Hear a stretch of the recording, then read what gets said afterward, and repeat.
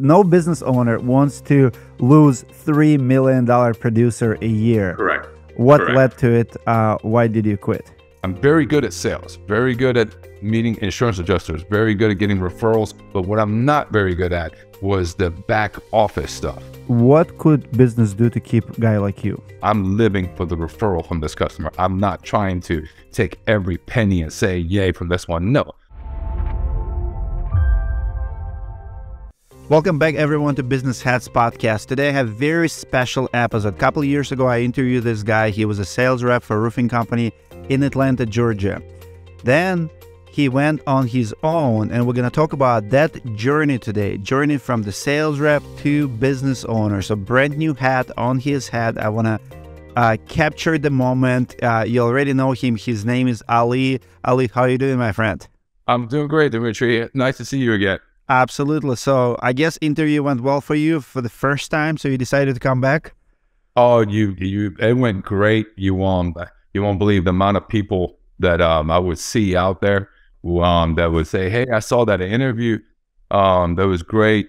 Roofing Insights just helped me out tremendously. It actually put me on the map with a lot of adjusters, independent contractors, even other roofing salespeople and other roofing companies. So it actually helped me out a lot. And I felt like updating to where I am right now might help out my own personal company." Love it. So what happened? Why did you decide to go on your own? How did you leave the previous company? Was it good handshake? Was it, I know no business owner wants to lose $3 million producer a year. Correct. What led to it? Why did you quit? Well, going back to like even the first interview I was with you, you knew, I think you were heading towards it. You kept even asking questions like, Ali, why are you not on your own? I averaged more than 2.5 every year consistently, and you kept asking, and you were right. I kept meeting with more and more adjusters out there in the field. Even my own connections from the referral stream kept asking the same question of why do you keep working for someone when, we generally are doing business with you because of you? And, something happened with the previous company that opened up my eyes, and I'm very good at sales, very good at meeting insurance adjusters, very good at getting referrals. I'm not much of a door knocker. My entire business so far has been off referrals, and knock on wood, that's been going great. People who know me in the Atlanta area, know my family, so it keeps coming in. But what I'm not very good at was the back office stuff. I'm not very good at being able to do supplements, send in the correct paperwork, take care of stuff that needs to be done in the back office. I was very lucky and fortunate. A gentleman walked into my previous company's office, and he was our general manager basically over there, and one of the smartest people I've ever met. I always joke around and say he's the brains of the operation. And it was meant to be. I was like, if ever I was going to do it, this is someone I can get along with. This is someone I trust. This is someone that will take me to that next step, and I can just keep doing what I do. He does his part, and we have another gentleman named Ronnie. He does his part. We can all mesh together with our own fields, crews, and everybody understand your role, understand your part. Don't go outside of it. And my most important thing is owner operated. It means I know my customers. It means we go out, and it's not just a name on a piece of paper, which was driving me nuts from my previous company, where they have no idea who these people are. And to them, it didn't matter. To me, it matters because we're owner operated, and everyone in my company is involved. You're going to work for me. You're working. You're going to these people. So how do you fix that problem? Because everybody in sales, it's pretty common trait to be good at sales, but not good at paperwork. How are you going to fix it? Because in business, you have to become good at it. Absolutely. Yep. You have to be very good at it. You always are learning. It's a learning process, no matter what you're doing. Even on the sales side, everything changes all the time. It's a learning process, no matter what. You just have to be open and I know that you're not the best. There's always someone better out there, and you better be learning. Right now, Daniel Richardson is the person I have in the office.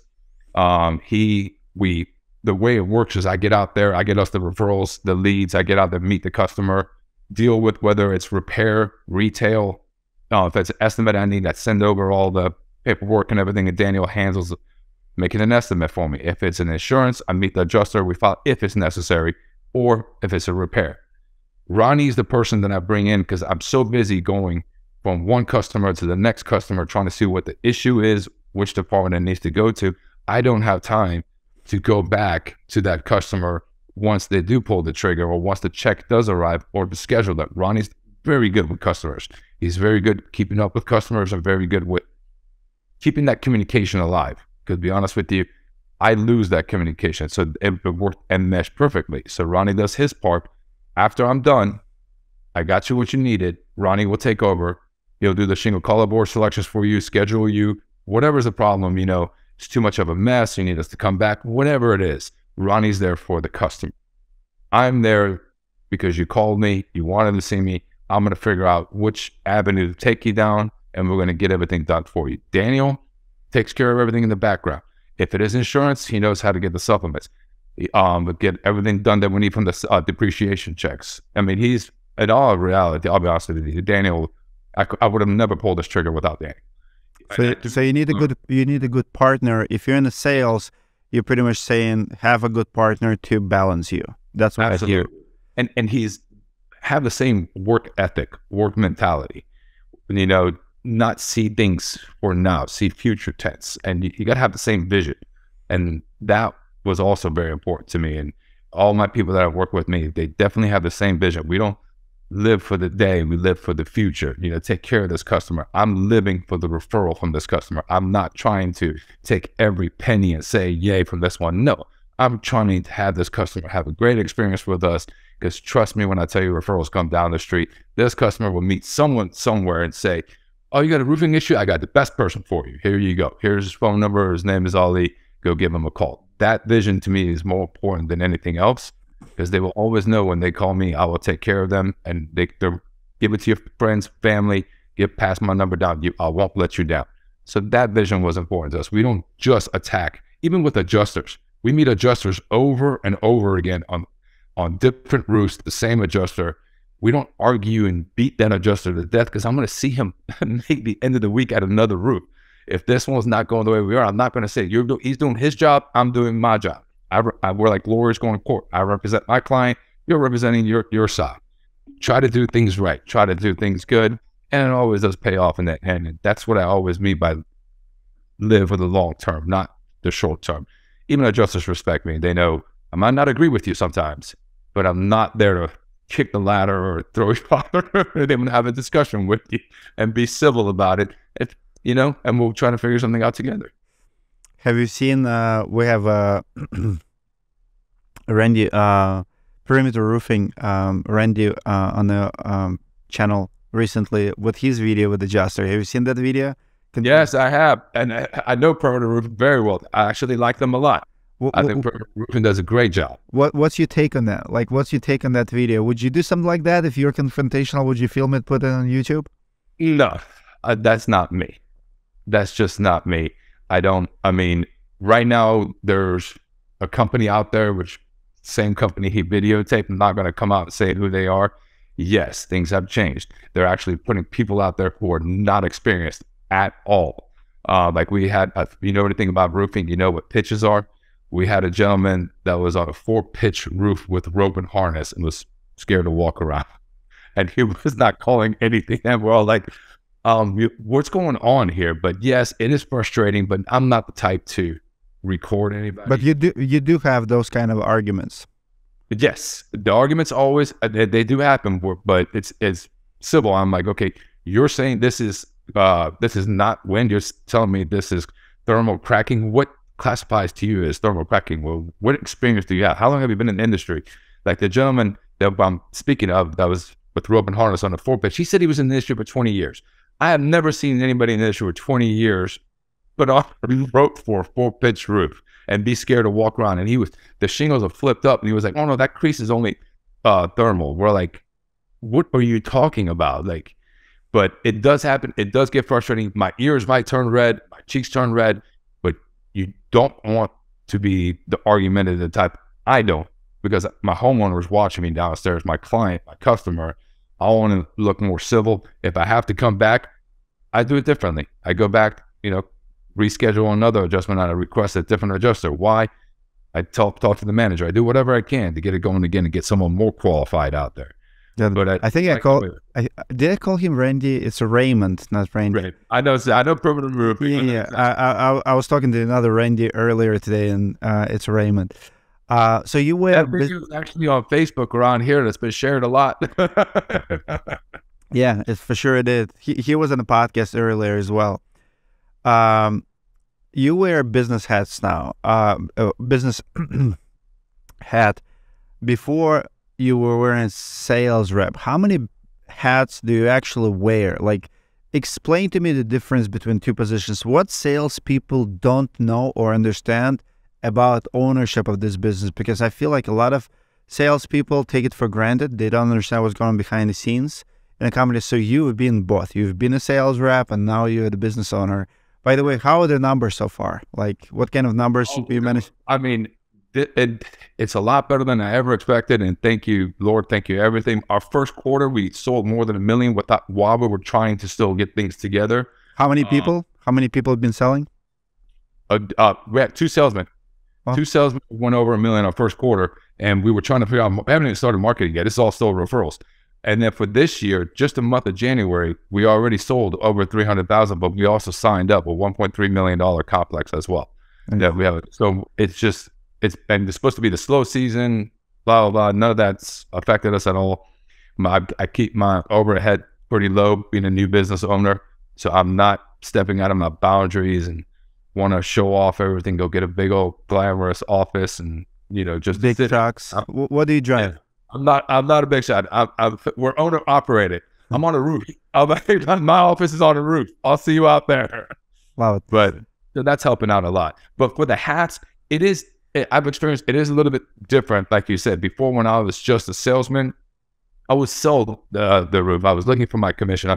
I still cared for my company logo, my company brand, but not the way you do as a different hat when it comes to when I go to a house that we're building. That hat changes over to I'm the cleanup crew. I want it to look as clean as possible out there. I want the presentation of my logo to be the best that it can be. When it comes to going back to the office, it's not just messy paperwork. I want everything to be done. Your hat changes all the time. But at the end of the day, all of us understand it's this that matters more than anything else.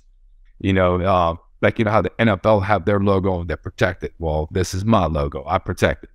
I might be here today, gone tomorrow, but I want this to last. So we protect this at all costs, and that can take many hats. Depends on what the customer needs. We know sometimes when a customer calls, hey, this is going on, but you guys did work for me like a few months ago and everything else like that. And you so want to just be like, well, that's not from the roof, but because you're protecting this logo and you want that customer to be happy with you, you'll still get in that truck and drive all the way over there as an owner, just to show your face and walk them through what's going on and make them happy. Before, I just repair department. This is for you. Now I'm the repair department as well. You definitely wearing too many hats. My question is about previous company you worked for. Is there anything they could do to keep you once you, I know you were thinking about it, but what that company could do to keep you? And this is more, not to cause drama, but I'm trying to get in the mind of the sales rep who's debating, because I remember my boss filed bankruptcy and I still probably would work for him for many years later if that would not be the case, but it was gone. What could business do to keep a guy like you? I really wanted them to think. We got big quick and we were consistent and we were doing great. But once owners step away and start not being involved as much and my biggest problem was they were hiring the wrong people in certain positions. And my voice wasn't being heard because they're not even around to see what I'm talking about. I'm like, you don't bring a real team manager that's never been in our industry all of a sudden to be a roofing manager and have them set policies. I'm like, that makes no sense. I'm like, you have no idea what you're talking about. And when a homeowner is calling you, trying to explain something, you have no clue what you're replying back. These kind of things, you do need to spend the money to hire the correct people. That was one of my biggest things. There were certain things keep your promises. Because my main thing that I left was certain promises were made and they weren't kept, and I found out shady, well, other things were going on. I don't want to talk bad about them because that's just my past, and I want to concentrate on my new company. But they did a lot of things back to back wrong that they knew they were doing. They got caught. And the second they got caught, I think they knew in the back of their mind, there's no way I was going to ever be able to work with them. Because it affected your reputation at that point. It affected me big time, and there's still some things that affect. I don't want to get into it, but I don't feel like going back and asking for what's owed to me. I just walked away. I mean, and that's a lot. My own wife, you know, it was a conversation to be had. We're talking about a lot of money to walk away from. It was definitely a tough conversation. But you saved your name from allegations probably and move on. Sales rep who is working for someone right now and maybe have that thought, go on your own and keep selling. I always tell people that sales job in the roofing industry is one of the best jobs. A lot of times you have more opportunities to make good living, even more money than business owners. What's your check mark? So what advice would you give to someone who is thinking about it? What to consider, pros and cons, when to stay and when to go on your own? The number one check mark I think they need to realize is I could have gone years ago and gone on my own, but I always wanted to do it right. You get one shot at this. This is your name. Like right now, it's so powerful. You speaking like this cool, but like I'm Persian. In Atlanta, we have a big Persian community. They trust me. This is my name. If I did anything wrong, if I put the company in together and I put the wrong people in place, something would happen to one of them. I would go door knocking into these big old country club places that you can't even do. They call me to get out there. I need to make sure that things are done right. So I waited. I was like, that person is very good for this position. That person is very good for this position. There was no need. If I would have still been at my previous company, if things didn't go down the way it had, just like you said, it is one of the easiest and most lucrative jobs there is, just being a salesman. So you would definitely recommend more salespeople keep staying where you are. If you're making good money, no need to move. You're happy. If your company's taking care of you, they understand the backbone of their company and the face of the only person they see sometimes from your company they have a conversation with is that salesperson. That is the face of your company. You know, who cares if your title is owner or your title is manager or whatever? To that homeowner or to that business complex or to the commercial property you're doing, guess what? You're that company. So my advice is keep representing yourself. You know, be a good salesman, represent yourself. As long as you have a good backing from a good company, you're going to be fine. But everyone must have a backup plan for just in case something like mine didn't go down well. I don't blame people for having a backup plan. I always had it in my mind. I always drive around, you know, we do a lot of windshield time in this job. You know, if I was going to do it, I would do it this way. Oh, in Atlanta, you have a lot of it. I don't know how you guys do it in freaking Atlanta. Oh, God, the windshield time is insane. And it's getting worse and worse. Yes. In Atlanta, especially, I'm like, I can't take it anymore. No more construction here. People stop moving to Atlanta. We're closed. Where in Atlanta are you? What area? Actually, I moved out to the Dallas-Acworth area. I'm on the outside of the city now. Okay. My wife is actually a robotics engineer. So she works for a Medline Industries, working for that company. So we bought a house on the outside because I drive everywhere for work. It doesn't matter to me. We wanted land. We wanted the pool. We wanted the big house. We wanted all that stuff. And we actually have my mother-in-law, who we sold her house and we moved her in here with us because we have plenty of space and room. And, you know, we're just one big happy family. So we never had kids. So we wanted the land, the space to be able to do all of that. We came out here. Now, if you move to inside of Atlanta, you want to get this space for the same amount of money and no yard, no pool, no nothing like that. But I'm more of I understand everything we do in our industry is windshield time. I'll drive from here for 2 hours to go to Lake Lanier, Gainesville for a job. I never say no to a job. That's the other thing I can give you guys. This has happened to me so many times. A customer calls you It's an hour and a half away. You go on your phone and you pull up Google Earth and you look at the house and you tell yourself, oh, it's so small. Is it really worth my drive all the way out there? The answer is yes. You go to every single one of them. That customer, you don't know who they are.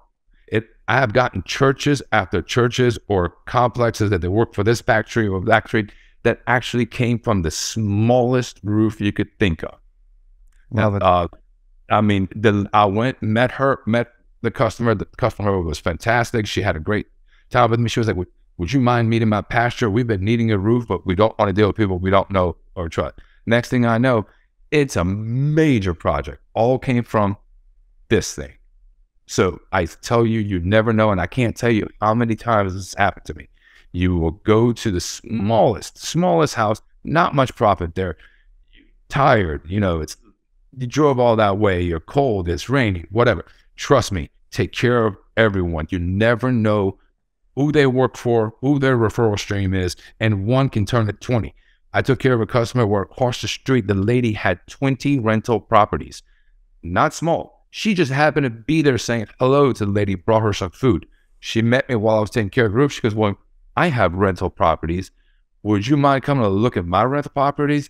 And I'm thinking in the back of my head, oh, yeah, sure, where is that? She pulls out a list, 20. And these aren't small houses. These are all major houses. Then I Google her name and I find out she's a big role player in Atlanta over here in a surgeon. She just had to take food to somebody. You go to everyone. You take every opportunity you can get because you don't know where that door opens. That is my number one thing. Don't be lazy. Go work. Owner, operator, salesman, whatever you are, never stop working. You keep getting out there. You keep grinding. It always pays off. And most of all, have yourself surrounded by people that you trust, that have the same mentality as you and the same work ethic. And the arguments will never happen. You'll never have to watch over your shoulder. Is this person doing that? Is this person doing this? I never have to worry about that. And I'm so lucky with my partners. It's never a question in the back of my mind. Before I can ask a question, paperwork's in front of me. Checks on the table. Deposits are done. Like, wow, this is great. But if I'd have done this years ago, these people would not have been in my life. They just stepped into my life at the right time, right place. Love it, man. Don't be cherry picking. It's so, so powerful because there's so many people are thinking like that. And you know what else I hate? I hate when salespeople go crazy when they see expensive homes, when they see mansions. Immediately, how do you train the sales rep not to do it? You know exactly what I'm talking about. No, I know exactly what dollars in the eyes, and they're like, oh, they have money. Them having money has nothing to do with the service you provide.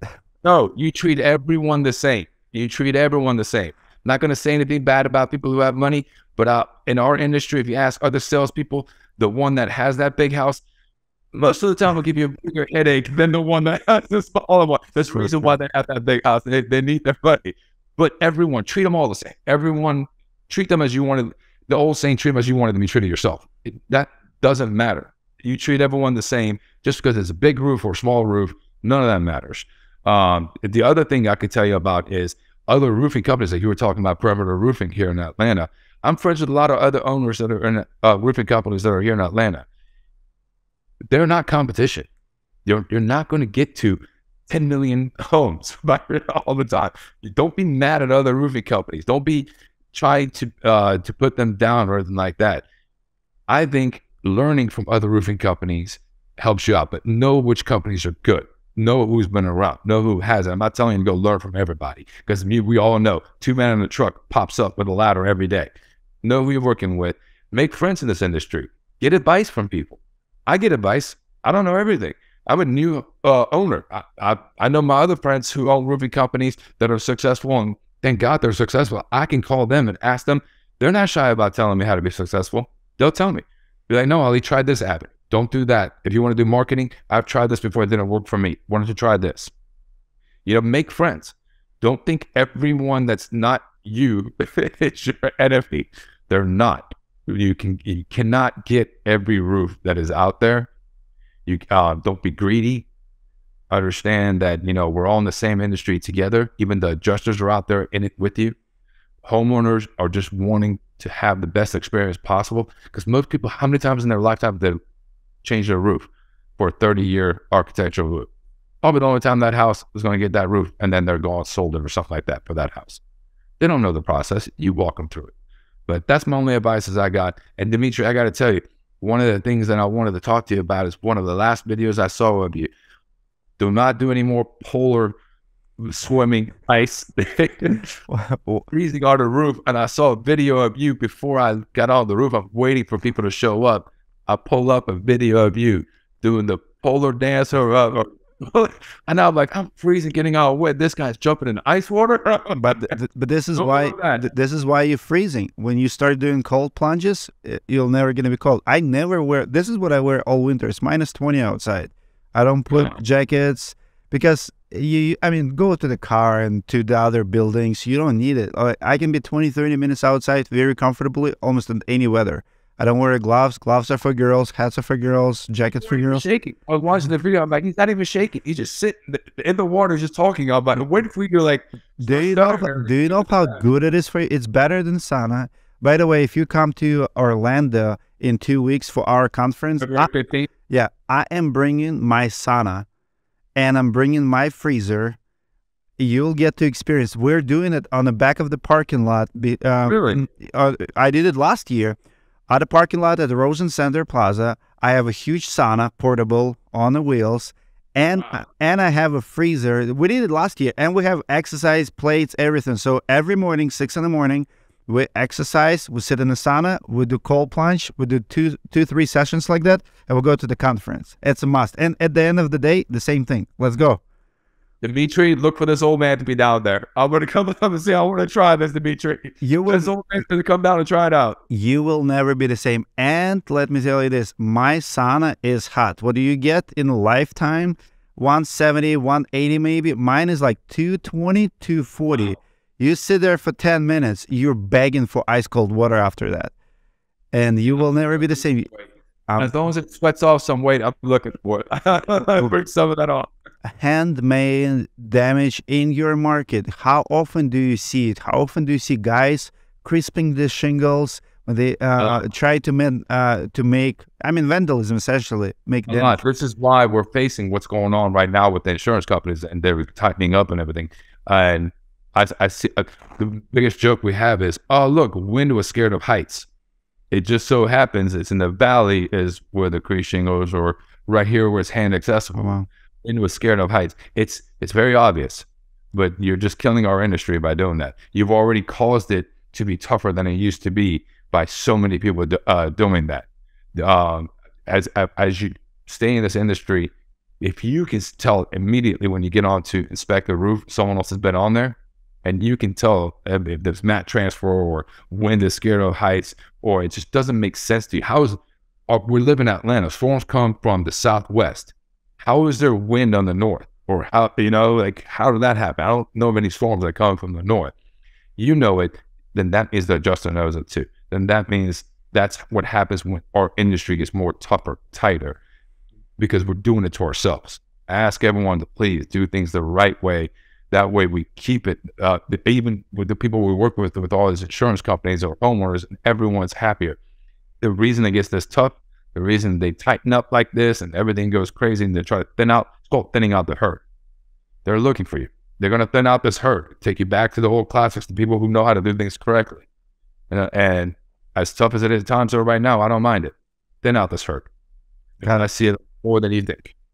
Wow. Very, very sad. I think a lot of guys are desperate out there, but this is not the way. Do what Ali did. Build a network, build your reputation. You'll have a network of adjusters who trust you, will send you business. There's no need for it, guys. Do it the right way. I have companies, I have realtors, adjusters who will call me and say, "This, she doesn't know how to walk through the process. Can you come over here? I just bought her a roof or took care of her when we had the water, even the interior waters. I don't usually do much. We just had the ice freeze happen over here, so all the water lines busted. There were adjusters, insurance companies were calling us to come on out to take a look and help them out. But when people trust you, good things happen. But when you go and do these other kind of things that we were just talking about, who is going to call you? Think about that. Love it. Guys, well, Ali, I'm going to see you in Orlando in a couple of weeks. Guys, for tickets, go to roofconference.com. It's Orlando, Florida, February 15, 16. Bring your loved ones. Spouse comes for free. We already have over 200 people bringing their wives this year.